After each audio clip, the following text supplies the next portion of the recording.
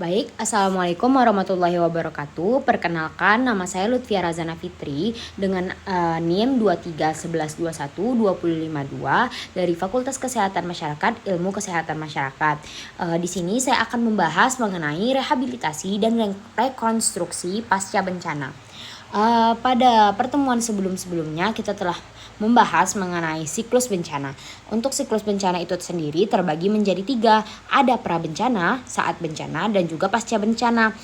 Pada prabencana terdapat pencegahan, mitigasi, dan kesiapsiagaan, di mana pada tahap ini persiapan dan mitigasi sebelum bencana terjadi. Misalnya ada pembangunan sistem peringatan dini, edukasi masyarakat, dan penataan ruang tahan sebelum bencana.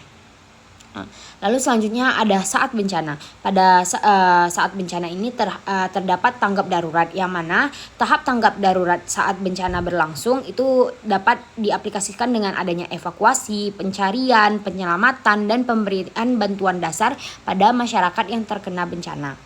Lalu yang terakhir yaitu pasca bencana. Pada pasca bencana ini terdapat rehabilitasi dan rekonstruksi, yang mana tahap pemulihan dan pembangunan kembali setelah terjadinya bencana. Pada pertemuan kali ini kita akan membahas mengenai rehabilitasi dan rekonstruksi pada pasca bencana. Yang pertama itu rehabilitasi. Rehabilitasi itu sendiri merupakan upaya perbaikan dan pemulihan menyeluruh terhadap semua aspek pelayanan publik atau kehidupan masyarakat yang terdampak bencana, dengan tujuan mengembalikan fungsinya ke tingkat yang memadai atau prabencana.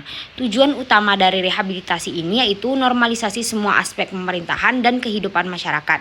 Ini berarti mengembalikan fungsi-fungsi vital seperti pelayanan kesehatan, pendidikan, perekonomian, dan sosial agar masyarakat dapat beraktivitas kembali secara normal.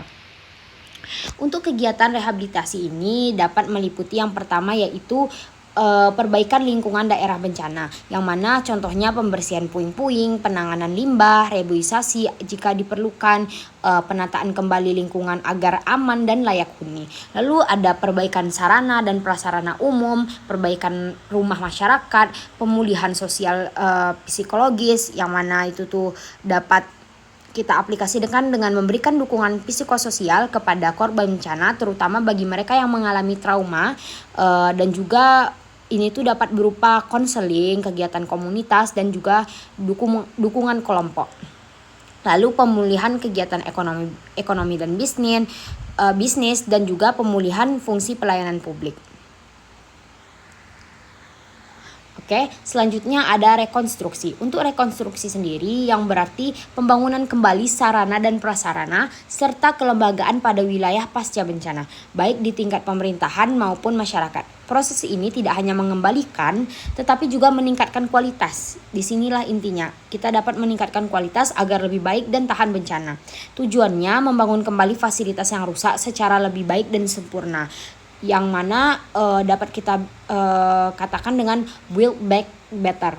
Ini berarti menerapkan standar konstruksi yang lebih kuat, tata ruang yang lebih aman, dan sistem yang lebih tangguh terhadap potensi bencana di masa depan. Pada rekonstruksi ini meliputi kegiatan yaitu pembangunan kembali sarana dan prasarana dasar, yaitu membangun ulang infrastruktur vital seperti jalan, jembatan, sistem kelistrikan, fasilitas air bersih, sanitasi dengan desain dan bahan yang lebih baik dan tahan bencana. Lalu membangkitkan kembali kehidupan sosial budaya masyarakat. Pada tahap ini yaitu selain fisik dan rekonstruksi juga mencakup pemulihan nilai-nilai sosial budaya tradisi pada masyarakat yang mungkin terganggu akibat bencana. Lalu selanjutnya pembangunan kembali sarana sosial masyarakat. Pada sarana sosial ini yaitu membangun ulang fasilitas komunitas seperti sekolah, rumah sakit, tempat ibadah, dan juga pusat kegiatan masyarakat dengan standar yang lebih baik. Lalu yang terakhir adalah penerapan rancang bangun yang tepat dan penggunaan peralatan yang lebih baik dan tahan bencana.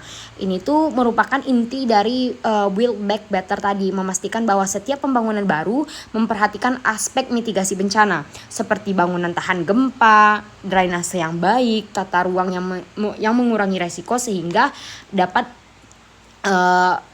lebih tahan bencana untuk kedepannya. Berikut adalah perbedaan rehabilitasi dan rekonstruksi. Dari tujuannya sendiri dapat dilihat kalau rehabilitasi itu lebih memulihkan fungsi sosial dan layanan dasar masyarakat, sedangkan rekonstruksi itu lebih membangun kembali infrastruktur secara permanen. Untuk sifat, yaitu rehabilitasi itu sifatnya sementara dan rekonstruksi itu jangka panjang dan permanen.